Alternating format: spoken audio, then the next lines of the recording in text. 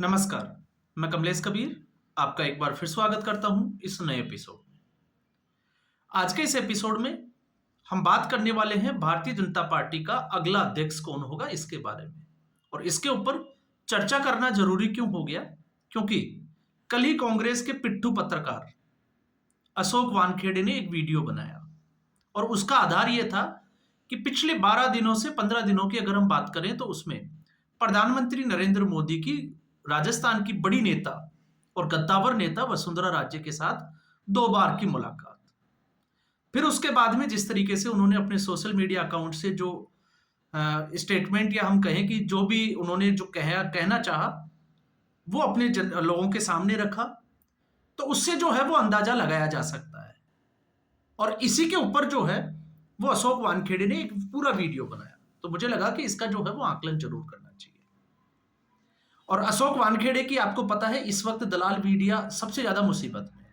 Congress party तो है, लेकिन इन लोगों की इज्जत जो है वो उससे ज्यादा खतरे में है, क्योंकि एक के बाद एक इनकी सारी भविष्यवाणियां जो है वो दरी की दरी रह जाती है। और क्यों हो जाती है? क्योंकि इस वक्त ये धृतराष्ट्र बने हुए हैं। इनको कांग्रेस पार्टी की गलतियां नजर ही नहीं आती, और उसी के चक्कर में या हम कहें कि मोदी विरोध के चक्कर में ये लोग जो है वो सुर्खियां बटोरने के लिए वीडियो जरूर बनाते हैं। तो आप इनका पिछले वीडियो हरियाणा के विधानसभा चुनाव परिणाम का देख लीजिए, फिर महाराष्ट्र पे देख लीजिए, और फिर कांग्रेस पार्टी की सर्जरी होगी, मल्लिकार्जुन खड़गे ने कह दिया, तो ये सारे जो है वो फिर ये जब जिस तरीके से कहते हैं कि उन्होंने एक्सरे का भी एक्सरा किया, तो उनको पता चला कि भारतीय जनता पार्टी में नरेंद्र मोदी और अमित शाह, जिसको ये लोग गुजरात लोग भी कहते हैं, वो दबाव में है और वसुंधरा राजे अगली जो है वो बीजेपी की अध्यक्ष बन सकती है। तो सबसे पहले तो बात ये होती है कि आपकी एक्सरे मशीन ही गड़बड़ है। क्यों गड़बड़ है? और अगर उसको सही करना है तो फिर आपको पता होगा केसी वेणुगोपाल जैसे मैकेनिक आपके पीछे लगे हुए हैं। लेकिन खैर, क्यों लगे हुए हैं हम उस पर नहीं जाए, हम सीधे बात करते हैं कि आखिर इन लोगों ने इस तरीके का वीडियो बनाना सही क्यों समझा। तो सही इसलिए समझा, इनको लग रहा था कि पिछले कुछ दिनों से वसुंधरा राजे और भारतीय जनता पार्टी की जो हाईकमान है उसके बीच में तालमेल ठीक नहीं है।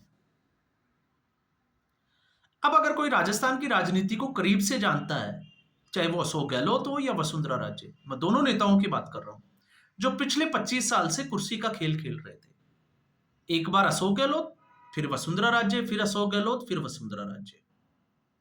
ऐसी स्थिति में वसुंधरा राजे के ऊपर बड़े आरोप लगे थे और वसुंधरा राजे से कहीं ना कहीं जो है वो जनता नाराज थी। अगर भारतीय जनता पार्टी 2023 में वसुंधरा राजे को मुख्यमंत्री का चेहरा बना देती तो आप मान के चलिए भारतीय जनता पार्टी की हार निश्चित थी। क्योंकि कांग्रेस पार्टी को, अगर आप ये सोच रहे हो कि कांग्रेस पार्टी जो है वो हार गई, नहीं, कांग्रेस पार्टी को तो कांग्रेस पार्टी हराती।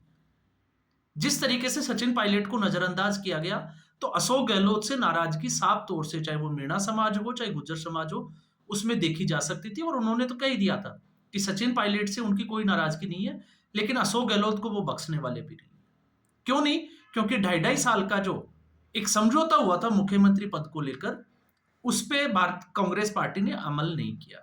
और जो सचिन पायलट के प्रभाव क्षेत्र वाली 42 सीटें थी, उसमें कांग्रेस पार्टी 14 सीटों के आसपास आकर सिमट गई।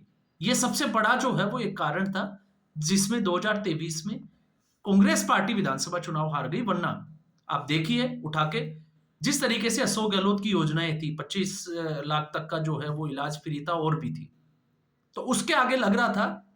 और इन्होंने तो कह ही दिया था कि मध्य प्रदेश, राजस्थान और छत्तीसगढ़ जो है वो कांग्रेस पार्टी जीत रही है, लेकिन हुआ इसके उलट। तो ऐसी स्थिति में जब बात आई मुख्यमंत्री की, तो मुख्यमंत्री पद के लिए जिस तरीके से वसुंधरा राजे के हाथ से एक चिट्ठी खुलवाई गई और उसमें भजनलाल शर्मा का नाम अनाउंस किया गया, तो उसके बाद में ये लोग बात कर रहे थे शक्ति प्रदर्शन की, वसुंधरा राजे नाराज है, वो जो है वो जनसभाओं में नहीं देखी गई। तो ये बात तो सत्य है कि कई मंचों पे वसुंधरा राजे जो है वो दिखाई नहीं दी। लेकिन अगर भारतीय जनता पार्टी की नाराजगी होती तो दुष्यंत सिंह को रिपीट करना, और आप देखिए उसी सीट से झालरापाटन, झालावाड़, बारां की जो सीट आती है, उससे भारतीय जनता पार्टी ने टिकट दिया और दुष्यंत सिंह जो है वो इस बार सांसद है। और वसुंधरा राजे का अगर आप ग्राफ देखोगे राजनीतिक कैरियर देखोगे तो 1985 में उन्होंने शुरुआत की थी भिंड लोकसभा सीट से, और उसके बाद में 5 बार वो सांसद बनी, या हम कहें कि 4 बार विधायक रहकर 2 बार मुख्यमंत्री बनी। तो वसुंधरा राजे बड़े कद की नेता है, इसमें कोई शक नहीं है। लेकिन जब ये लोग कहते हैं कि भारतीय जनता पार्टी का अगला अध्यक्ष वसुंधरा राजे होगी, तो फिर ये थोड़ा सा जो है वो आकलन में बेईमानी हो जाती है, क्योंकि भारतीय जनता पार्टी कल क्या करेगी ये किसी को नहीं पता। दायां हाथ की बात करते हैं तो बाएं हाथ को पता नहीं होता, और बाएं हाथ से कुछ करते हैं तो दाएं हाथ को पता नहीं होता। ये 10 साल की राजनीति में हम देखिए, लेकिन इन लोगों का एक्सपीरियंस कुछ अलग था। 2014 से पहले जिस तरीके से प्रधानमंत्री आवास तक आना जाना, मंत्रियों के साथ जो है वो पार्टी शार्टी करना, विदेशों में घूमना, तो इनको लगता है शायद अब भी जो है वो ऐसे ही होता है। तो इनका जो है वो आकलन यहीं आके गड़बड़ हो जाता है।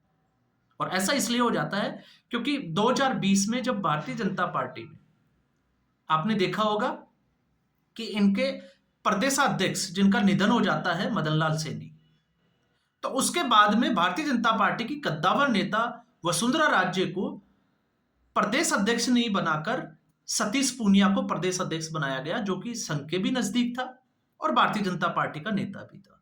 तो इससे आप सोच सकते हैं।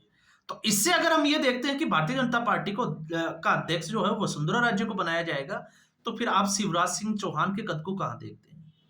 शिवराज सिंह चौहान जो लगातार एंटी इनकम्बेंसी होने के बावजूद बिना चुनाव हारे चुनाव लड़े, और इस बार तो मध्य प्रदेश में पूरा लैंडस्लाइड हुआ, उनको भी मुख्यमंत्री नहीं बनाया गया, उनको केंद्र में जो है वो मंत्री पद दिया गया। इस वक्त जो है वो वसुंधरा राजे सिर्फ जो है वो विधायक तक सीमित है, क्योंकि सीएम भजनलाल है और डिप्टी सीएम जो है वो दिया कुमारी है। तो ऐसी स्थिति में इन लोगों का आकलन जो है वो कुछ हद तक ये सोच सकते हैं कि इस तक, लेकिन भारतीय जनता पार्टी ने वसुंधरा राजे को मुख्यमंत्री नहीं बनाया, और इतने बड़े के कद की नेता है तो ना तो वो नाराज करेगी और ना ऐसा है कि उनके बारे में सोचा नहीं होगा। तो हम ये कह सकते हैं, और ये मेरा एक आकलन है, कि भारतीय जनता पार्टी की जो मुलाकातें हैं और जिस तरीके से आकलन किया जा रहा है, उस हिसाब से अगले साल जून तक जो है वो राज्यसभा की 3 सीटें राजस्थान की खाली होते हुए नजर आ रही है, जिसमें 2 भारतीय जनता पार्टी के पास है और 1 कांग्रेस पार्टी के पास है। तो यह पूरी संभावना है कि भारतीय जनता पार्टी राज्यसभा में सांसद बनाए, एक बड़ा जो है वो रोल प्ले करने के लिए राज्यसभा में वसुंधरा राजे को केंद्र में बुला लिया जाए। क्यों? क्योंकि अभी राज्यसभा में अगर आप बड़े कद के अगर कोई वक्ता है तो वो सिर्फ और सिर्फ सुधांशु त्रिवेदी नजर आते हैं। तो ऐसे में एक महिला का होना, और उधर आप देखोगे तो मल्लिकार्जुन खड़गे से लेके जो सीनियर जो नेता है, तो फिर उनके टक्कर का कोई अगर नेता नजर आता है तो फिर वो वसुंधरा राजे है। तो ये प्रबल संभावना है कि उनके बेटा जो है वो लोकसभा का सांसद है और वसुंधरा राजे को राज्यसभा का सांसद बना दिया जाए, और साथ में कोई हो सकता है कि केंद्र में मंत्री पद भी दे दिया जाए। लेकिन बीजेपी के अध्यक्ष की अगर हम बात करते हैं तो फिर डॉक्टर सरोज पांडे जो छत्तीसगढ़ की बड़ी नेता है, वो इस रेस में वसुंधरा राजे से भी आगे खड़ी नजर आती है। अब जब हम ये कहते हैं कि अध्यक्ष कौन होगा, तो जेपी नड्डा, जिनका कार्यकाल जो है वो लोकसभा चुनाव तक था, 4 जून तक था, परिणाम आया, उसके बाद में उनके कार्यकाल को 6 महीने के लिए एक्सटेंड कर दिया गया। अब वो अवधि भी खत्म हो रही है। तो ऐसी स्थिति में अब कयास ये लगाया जा सकता है कि कुंभ के बाद में भारतीय जनता पार्टी अपने नए अध्यक्ष का चुनाव करेगी, और इसके लिए भारतीय जनता पार्टी ने पहले ही कमेटी बना दी थी, जिसमें चाहे संबित पात्रा हो, के लक्ष्मण हो, ऐसे नेताओं को शामिल किया था। और ऐसे नेताओं ने, जिस लिस्ट की हम बात करते हैं कि इसमें, तो इस लिस्ट में जो है वो बड़े नेता थे देवेंद्र फडणवीस जो नागपुर से आते हैं, नितिन गडकरी के वहां से आते हैं, संघ के बड़े नजदीक माने जाते हैं। तो देवेंद्र फडणवीस तो बन गए मुख्यमंत्री, तो इसलिए अगर हम उनका भी नाम लेते हैं तो वो भी थोड़ा सा जो है वो गलत हो जाएगा। तो शिवराज सिंह चौहान अभी भी जो है वो इस रेस में थोड़े आगे नजर आते हैं, लेकिन इसके अलावा भी कुछ और नाम है जिनके ऊपर भारतीय जनता पार्टी और संघ आपस में मिलकर जो है वो तय कर सकते हैं कि अगला अध्यक्ष कौन होगा। लेकिन अगर आकलन का आधार यह है कि वसुंधरा राजे की मुलाकात सरसंघ संचालक मोहन भागवत से हुई है 2 बार ऐसे में, और फिर उसके बाद प्रधानमंत्री से भी मुलाकात हुई है, तो वो भी थोड़ा सा गलत हो जाएगा। क्योंकि ऐसे तो फिर अगर हम देखते हैं तो योगी आदित्यनाथ के साथ मोहन भागवत की मुलाकातें जो है वो होती रहती है। तो क्या योगी आदित्यनाथ को जो है वो बीजेपी का अध्यक्ष बना दिया जाएगा? तो ये भी जो है वो संभव नजर नहीं आ रहा है। तो दूसरा, एक बात हम इसमें और जोड़कर देख सकते हैं, उनकी उम्र 70 साल से जो है वो ऊपर है। तो ऐसी स्थिति में भारतीय जनता पार्टी अध्यक्ष की जिम्मेदारी ना देते हुए वसुंधरा राजे को राज्यसभा की सांसद बनाएगी। ये मेरा जो है वो एक, जिसको हम कहें कि 99.99% मैं इस मेरे आकलन में जो है मुझे लगता है कि ये श्योरिटी है। इसके अलावा कोई इफ एंड बट होता है वो एक अलग बात है, लेकिन इस तरीके का इन लोगों का अगर आप आकलन पे नजर डालोगे तो इनका आकलन सिर्फ और सिर्फ जो है वो झूठ का पुलिंदा है। क्यों? क्योंकि उस आकलन के बहाने ये लोग ये कहने की कोशिश कर रहे हैं कि जिस तरीके से वसुंधरा राजे को प्रताड़ित किया गया, उनको अपमानित किया गया, वो जो है वो राजघराने से आती है, उन्होंने कभी भारतीय जनता पार्टी की जो हाईकमान है उसके सामने सरेंडर नहीं किया। इस तरीके की ये जो है वो एक स्ट्रेटेजी बनाते हैं, एक नैरेटिव तैयार करने की कोशिश करते हैं, और ये उन लोगों को अच्छा लगता है जो नरेंद्र मोदी के विरोध में सुनना पसंद करते हैं। सच्चाई नहीं होती। अगर सच्चाई होती तो आप इनका कमेंट बॉक्स खोल के एक बार देखिए, आपको पता चल जाएगा कि सुबह से शाम तक इन लोग जिस तरीके से ये झूठ का एजेंडा चलाते हैं, तो उनको गालियां भी जो है वो उसी तरीके से बोरे भर भर कर जो है वो मिलती है। अभी किस कद के हैं, किस कद के नहीं है, हम उस बहस में जो है वो जाना ही नहीं चाहते। लेकिन हमें जो है वो जरूरत इसलिए पड़ी क्योंकि अब ये सच्चाई है कि आने वाले दिनों में भारतीय जनता पार्टी को अपना अध्यक्ष जो है वो तय करना पड़ेगा। तो इसलिए अगर इस तरीके की राजनीतिक खबर अगर वो राजस्थान से है तो उसके ऊपर हमें जो है वो आकलन करने की जरूरत होती है। और वैसे भी भारतीय जनता पार्टी क्या डिसीजन लेती है वो सूत्रों के हवाले से, अगर आपको कोई ये कहता है कि सूत्रों के हवाले से ये बड़ी खबर है, तो फिर उस आकलन में भी जो है वो बेईमानी नजर आती है। क्योंकि भारतीय जनता पार्टी की जो रणनीति है, बंद कमरे में क्या हुआ वो बाहर आ जाए, ऐसा जो है वो बहुत मुश्किल है। तो आज के एपिसोड में बस इतना ही। उम्मीद करूंगा वीडियो एपिसोड आपको पसंद आया होगा। वीडियो को लाइक करें, शेयर करें, चैनल जरूर सब्सक्राइब करें। धन्यवाद।